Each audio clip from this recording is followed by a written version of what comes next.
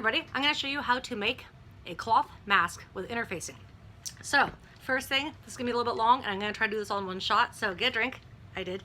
And let's get started. Okay, first thing, if you haven't washed and dried your fabric in hot water on high heat, do that now. Pause this video, come back to it later, because your face is heat and moisture, and if it's gonna shrink, have it shrink before you do anything else. Okay, then after that, make sure your cloth is actually squared off when we cut our fabric. If you go to the fabric store and they cut the fabric for you, they probably use scissors, which sounds like a good idea for most fabrics, except if you're using a broadcloth, which this stuff is, it's not. While it looks square, it's not. So what you wanna do is always get extra and cut away the edges that this that the fabric store cut. So make a snip and then rip. It'll rip along the grain line. And say, okay, so it looks still square. However, the piece that came off is obviously different. So you could end up with a very different length of square. So with that said, make sure your edges are actually square. You're gonna cut your pattern pieces 9 by 12 inches. The 9 inches is from here to here. So 9 inches. So if you have a kid's face and their face is only this big, same thing, measure across. That's how wide you're gonna want your fabric to be. The tall, the 12 inches, because we're gonna fold the fabric in half, so your mask is gonna end up being 9 by 6 inches, 12 divided by half, 6. So you measure from here to here, that's where you get your 6 inches. So if you have someone with a smaller face, measure about the bridge of the nose to under the chin here. Or if you have someone with a much larger face, bigger head, wider head, big beard, something like that, need to account for it. That's how that distance times 2 is gonna be your height. So you're gonna have width, height. For some materials, like this one, that doesn't really make a difference in terms of which direction it goes. But if you have something cute like this, you may not necessarily want your fox to be going to the side of your face. So with that said, so you cut your fabric 9 by 12 inches, interfacing, iron-on interfacing. I use this stuff. It's the magenta one. It's a light material one, pretty papery, comes out pretty nicely. This comes in 17 inches wide, which is nice because then when you cut it, it ends up being like 8.5 by 6, which is fine because you always want your interfacing to be a little bit skinnier than your piece of fabric, because if it goes over it, when you iron it, it'll stick to the ironing board and you don't want that. So with that said, we're gonna travel with lightning speed over to my iron, which I should have turned on by now, but I didn't. No steam. Do not put steam on it at this point. It just messes up the interfacing. And going to get your fabric. We're going to use the fox. Put it face down. Move those guys aside. And if you want to just kind of iron the edges that you have just ripped, you can do that. Now you take it, paper side up, sticky side down, put it on 1/2, and you're gonna do this for a little bit. You can actually turn up the heat, and that's okay, as long as you don't have the steam. The steam just messes up the glue. And so you don't want to do that. Just kind of go back and forth. You can press if you want, but most irons are, well, they're usually heavy enough that you don't need to do that. Let it cool for a second, because if you try to pull it off too soon, it'll adhere to the paper and not to the fabric, and we want it to be, well, on the fabric. So with that said, then next thing to prep, plastic.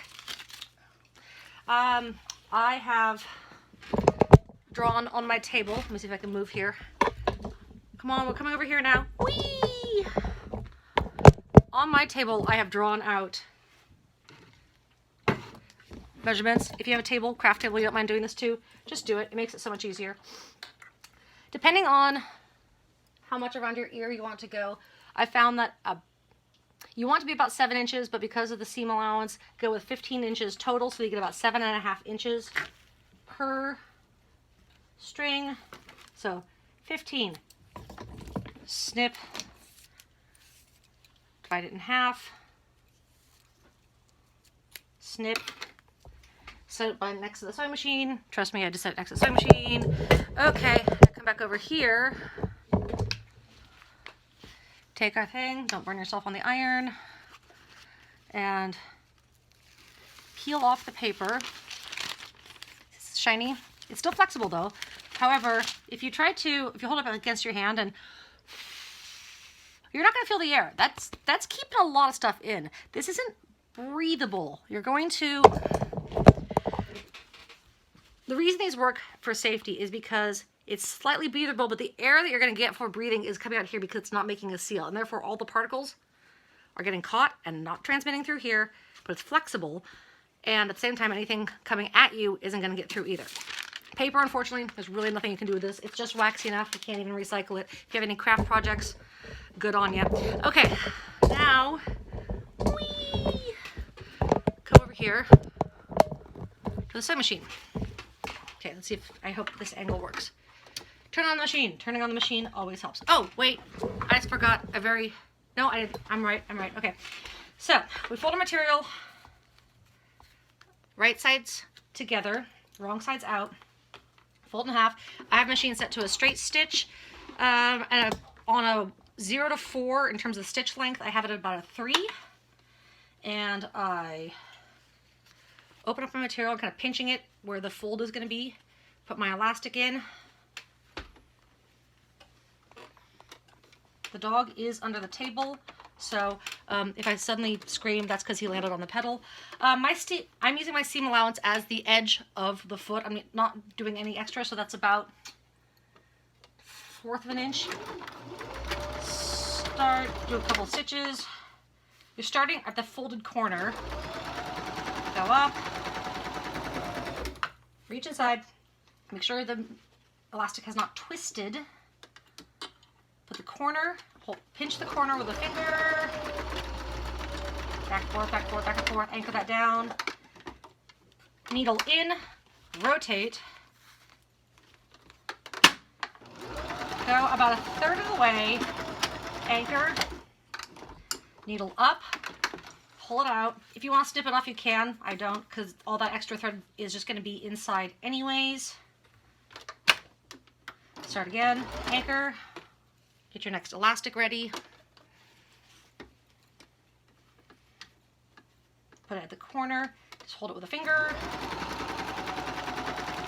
Back and forth, back and forth. Anchor it down. Needle in. Up. Rotate. I make this look easy because I've been sewing for about 85 years, so just know that. And I've also made a lot of these masks. So at first, the first one took me much longer. This one's going to go faster, hopefully. We'll see how long this video takes, and that's how long it takes me. So I put it in there. I'm pinching that.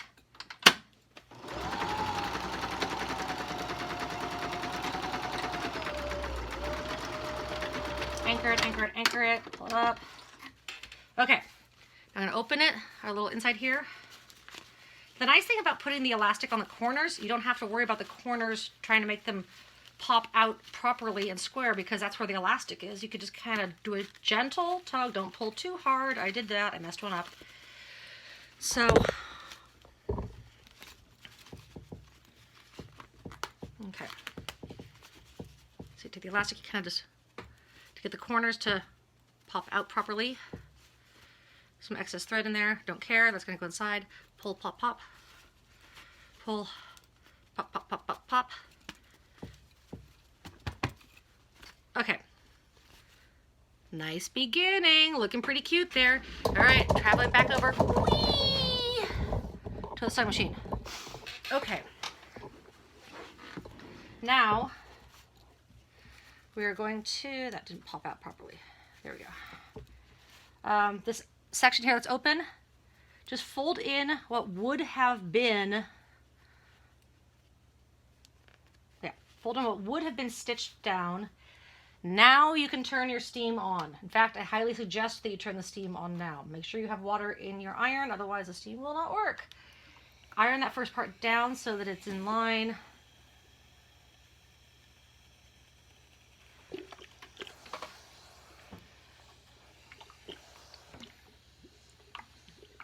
What's so nice about cotton is it just irons so nicely. A little extra thread, fine, snip it.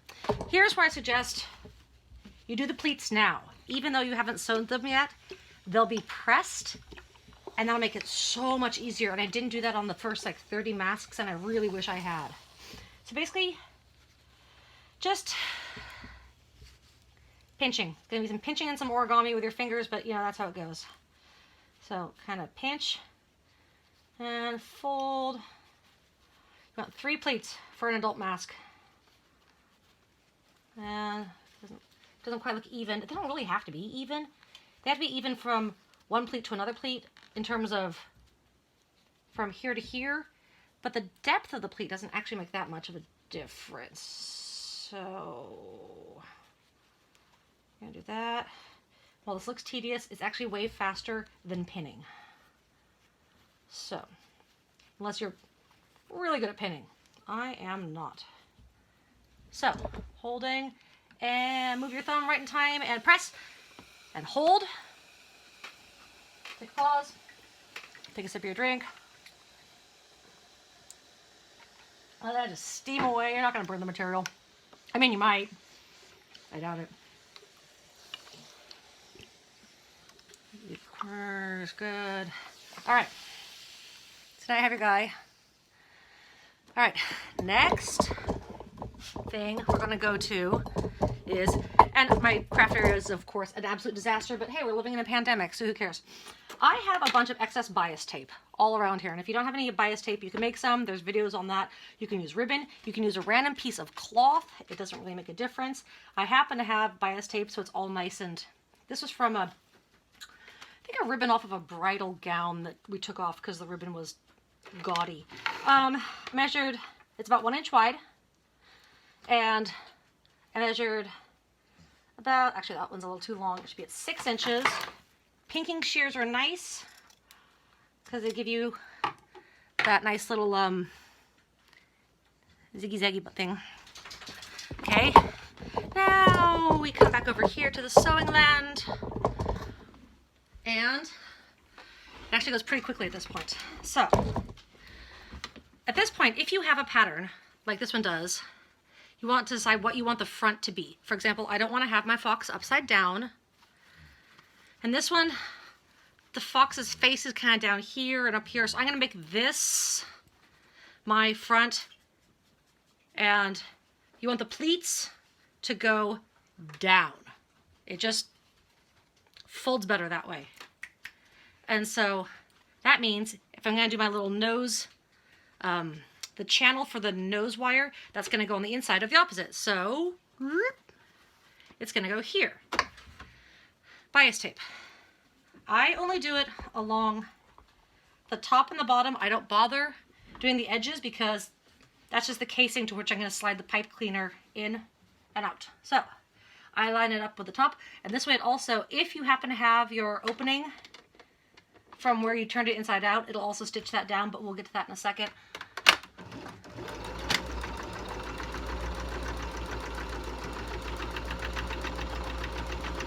Okay. Anchor, back at stitch, back to stitch. Needle up, always turning, always turn this toward you. Always, always, always. Okay, then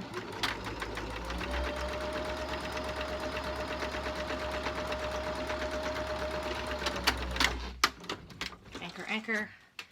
Now we snip away the excess threads because that just makes it look better, and those would drive me crazy if I didn't.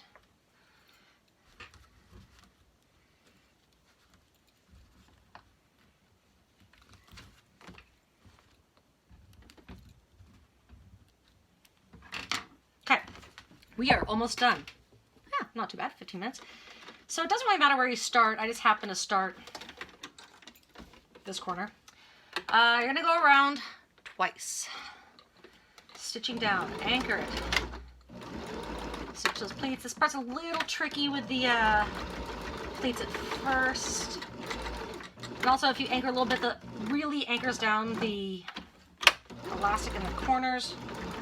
Come on.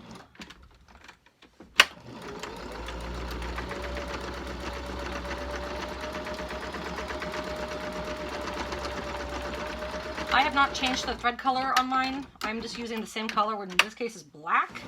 I'm just doing black for all of them. I did a batch where the top was red and the bobbin was yellow because that's what I had excess of. Make sure to not sew that extra pleat down.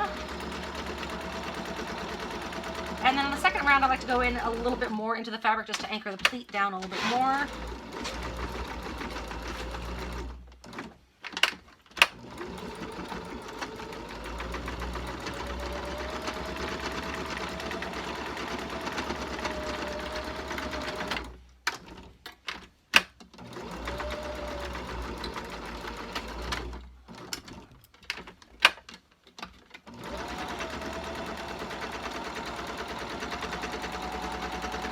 Almost done! Snip. Yee, this is exciting. Whoops, I forgot a cord there. Okay, now come back over here. We do a final press. But dog is, what are you doing? Okay, final press. Grab a pipe cleaner, fold in half, twist the ends, see, just letting it do its thing. Twist the ends, pinch, do this, insert casing, or sorry, pipe cleaner into casing. Check this out. We totally made this. Okay, so you put this on. Ears properly. It's supposed to go under the chin, and then you go pinch there. And if it's too loose, you can always stitch up a little bit of the elastic here if it's like hanging down too far. And then when you get home, you wear this. You get home, you take it off, just remove the pipe cleaner, wash it in the sink, hang dry it. It's good to go. I can't believe I did that in one shot. Stay safe, everybody. Let me know if you have any other sewing questions.